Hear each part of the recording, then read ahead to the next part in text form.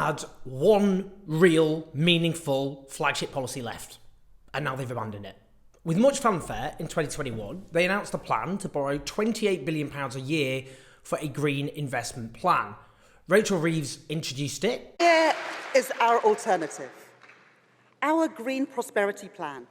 Declared she wanted to be, ambitiously, the first Green Chancellor. It meant quadrupling the government's current capital investment, with the hope of that being matched by private investment on green technologies. This mattered a lot. Obviously not least because of the whole climate emergency being an existential threat to human existence thing. Pretty important if we're going to get all pernickety. But it's also about the fact that Britain has been reduced from the status of country to burning skip.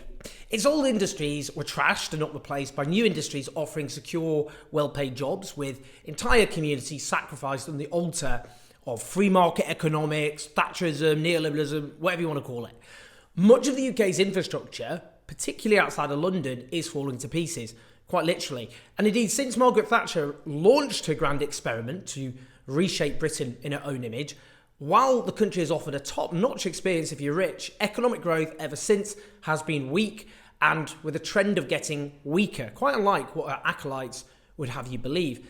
And crucially, that weak growth was less equitably distributed than before, leaving the country with an unprecedented squeeze in living standards, quite literally since records began in the Napoleonic War. That little growth ended up, that is, in the bank accounts of a tiny few. So here from Labour was a plan geared towards tackling the climate emergency, revitalising abandoned communities, tackling regional inequality, bringing growth and raising living standards. Loads of thumbs up there, in theory. It wasn't ambitious enough, actually, but it was something to cling on to and distinct from what the Conservatives are offering. Labour needed all of this precisely because Starmer had junked his existing policies in the most comprehensive and shameless abandonment of a leader's policy platform in British democratic history. Promises he specifically called pledges in the leadership election. Look that up in a dictionary. It means a solemn promise or undertaking. So let's just have a little summary of those, shall we? Hiking taxes on top earners and big business, gone. Public ownership of utilities, gone. Ending private outsourcing the NHS, gone. Abolishing universal credit and benefit sanctions, gone. Scrapping tuition fees, gone. Putting human rights at the heart of foreign policy, gone. Defending migrants' rights, gone. Abolishing the House of Lords, gone. We could go on. They were desperately trying to claim, after all that this was due to changed circumstances. I mean, they didn't really need to try hard because the media just let them get away with it. Even though, as one example, Starmer told one interviewer, Andrew Neil, during the leadership contest, that he was committed to nationalisation and it would be in the next Labour manifesto, then told another, Laura Kuenssberg, after he'd been elected, that he'd never supported nationalisation. There was a word for that. And indeed, the Labour MP Margaret Hodge claimed at the time of the leadership election that Keir Starmer's campaign told her he was lying to win the job and would change afterwards. Plus, the people surrounding him were always veterans of the Blairite faction of the party who had a track record of ideologically opposing these pledges. And they've now successfully pushed, of course, for the Green Investment Fund to be shelved as well. Now, pivotal to the whole Green Investment Fund project was Ed Miliband, who'd gone on a political journey after Labour suffered defeat under his leadership in 2015 and went on to regret not being bolder. And I have to say, I've got a huge amount of time for him, and like most of them in there, I honestly think he's driven by the right things. Now, he's Shadow Secretary of State for Climate Change and Net Zero for now, but he was previously Shadow Business Secretary as well. But you see, a lot of the people around Starmer hate him, and I mean really hate him. And they tried to kneecap him by stripping away the business portfolio in late 2021 so they could pave the way for Labour to get its hands and knees in front of big business whilst yelping, "I'll do anything you want me to do, Daddy." Now, this is his baby, but he's clearly been defeated. Last June, he tweeted, this is sad, "Some people don't want Britain to borrow to invest in the green economy. They want us to back down. But Keir, Rachel and I will never let that happen. Britain needs this £28 billion a year plan, and that is what we are committed to." Dear oh dearie me.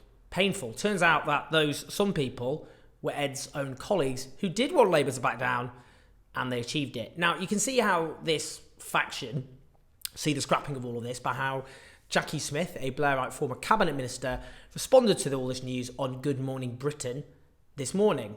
I think one of the arguments is, isn't it, Jackie, that things have changed dramatically, that in the economy and in borrowing money and all of that sort of thing that I have to have done. But if the figure's not there, the next question instantly is, well, what are you dropping then? Ed So it's not Miliband. just... Poor old Ed. He's going to explode. Well, He's going to do a Mount Etna. He'll add to the emissions. Poor old Ed. It must be the end of him. See all that? I'm a right old chortle with a very right-wing Daily Mail columnist, the perceived demise of Ed Miliband. Lovely. I honestly think that faction prefer the actual Tory right than they do anyone they regard to, I don't know, to the left of Genghis Khan. Now, the saga of what happened here is really very interesting. This is painful. This is painful, by the way. You see, Labour never came under any meaningful pressure over this policy at all, actually. But a faction within the leadership decided it must go and started watering it down and briefing against it to various newspapers accordingly over a very, very long period.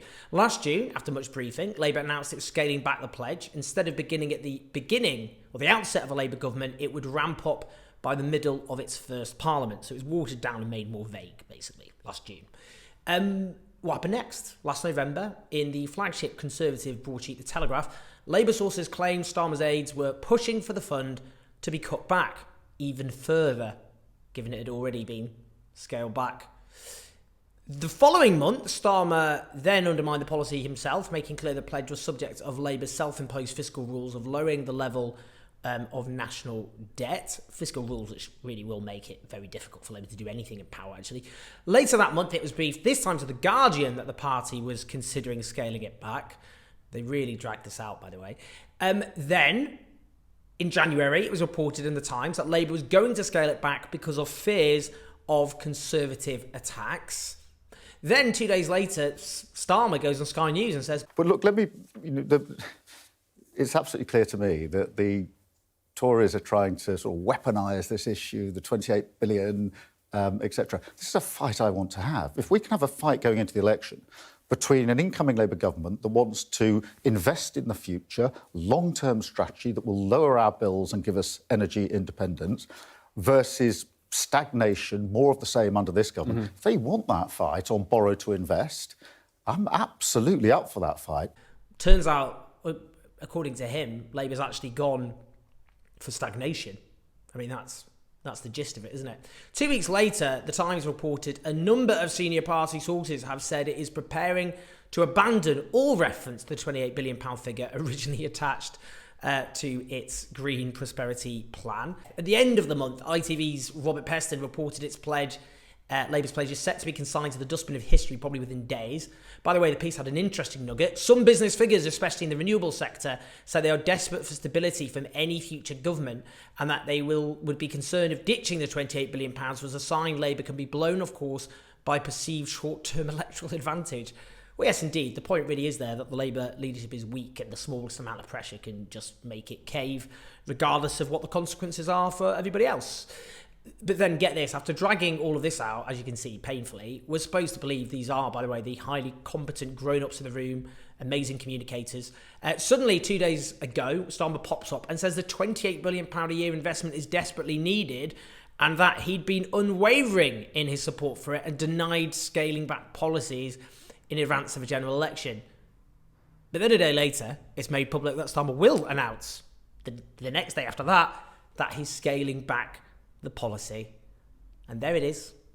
May it rest in peace. Ridiculous. Worst of all worlds, you raise expectations, spend ages dragging out whether you're going to keep your commitment, giving ample material to both supporters and opponents of the policy to just annoy them. A few things here. The policy never came under any meaningful pressure at all, actually, but they still succumbed to it. What does that mean for their inevitable spell in office exactly? And it is inevitable, not because of anything this lot have done, despite perhaps the delusions of maybe some of them. Probably deep down they know otherwise. Far from it. After all, they stand for nothing. What are they supposed to be inspiring people to support? It's because the Tories have destroyed themselves. They've handed government over to another political party, basically. And it shows, the slightest hint of trouble, they'll fold. What happened here is they anticipated the possibility of pressure. It wasn't actual pressure. And that's what caused them to fold. It shows Starmer is weak within his operation because he clearly wasn't setting the weather when it came to the absolute flagship policy of the Labour Party. Whatever I think of Blair, as happens, I think he's a war criminal, but you would never have had that under him. He would never have allowed this protracted public bum fight between his aides over the flagship policy in which he basically ends up on the losing side internally. Now, it shows Starmer is as ever unprincipled and lacking in clear convictions. It underlines the Labour Party has no intention of tackling the country's major issues. Their fiscal rules and their refusal to countenance raising taxes on well-off Britons and big business, Rachel Reeves even suggested they could cut tax on the rich, means, well, where are they going to get money from to do anything like investing in our collapsing public services and infrastructure? I'd also just make the point that their big claim that makes them different for the Conservatives in terms of what they'll offer is growth. They're offering to redistribute, are they? Which will, to raise people's living standards. They'll just say under them the economy will grow. It was a bit like, I don't know, someone just pointing at some football players, as I think some other commentators said, and saying, well, they should score more goals. Well, yeah, how are you going to do that? What is their magic formula now?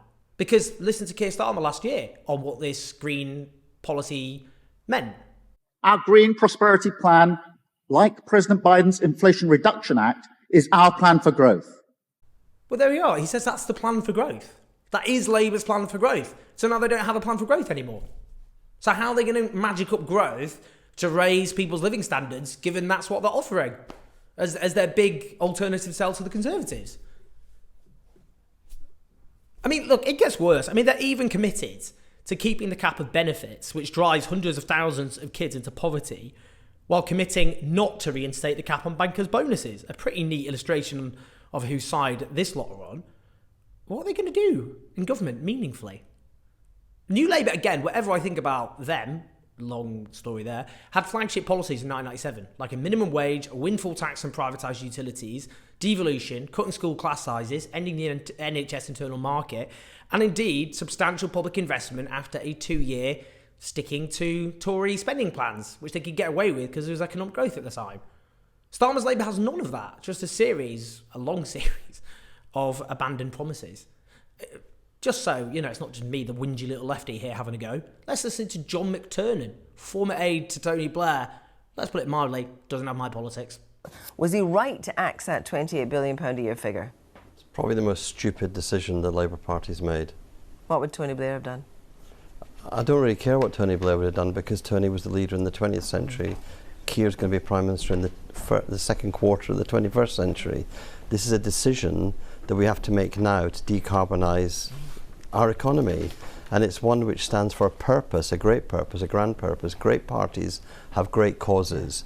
If you don't have a great cause, you want to change from this government, sure, but change to what? What's the change Labour now offers? It's very disappointing. Well, indeed, what is a substantial change now being offered by Labour? I mean, they're still going to get savaged over spending, by the way, but they'll also be savaged being shifty, all over the place, untrustworthy, weak, lacking convictions, zigzagging all over the place. You never know what you're going to get with these people. You don't know when they're going to change their mind. And the gruesome backdrop? Well, there were two main headlines on the BBC today. The first, world reaches 1.5 centigrade warning threshold for full year as a subheading.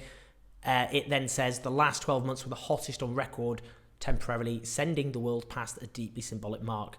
Terrifying. Just underlining the climate emergency is coming for us. What was the next story? Labour ditches £28 billion green investment pledge. Chef's kisses. Perfect. Can't script this stuff. The same day it was announced, Labour was dropping its climate pledge. First time. Global temperatures topping that 1.5 centigrade above pre-industrial levels for a whole year. Not great, is it? Not great. We've got a weak, unprincipled, zigzagging, dishonest leadership offering no meaningful change while our country's in a mess and the world's facing an existential threat. As I say, they'll walk the next election. They don't need to worry about that. And they'll be very triumphant, I'm sure. Most of the country will be relieved to get rid of the Conservatives as well. But what happens when that kind of government collides with the dreadful realities that we all face? Well, I think that will prove the really interesting question. Please like and subscribe. Do keep the show on the road on patreon.com/SoJoes84. Share the video, listen to the podcast. Speak to you soon.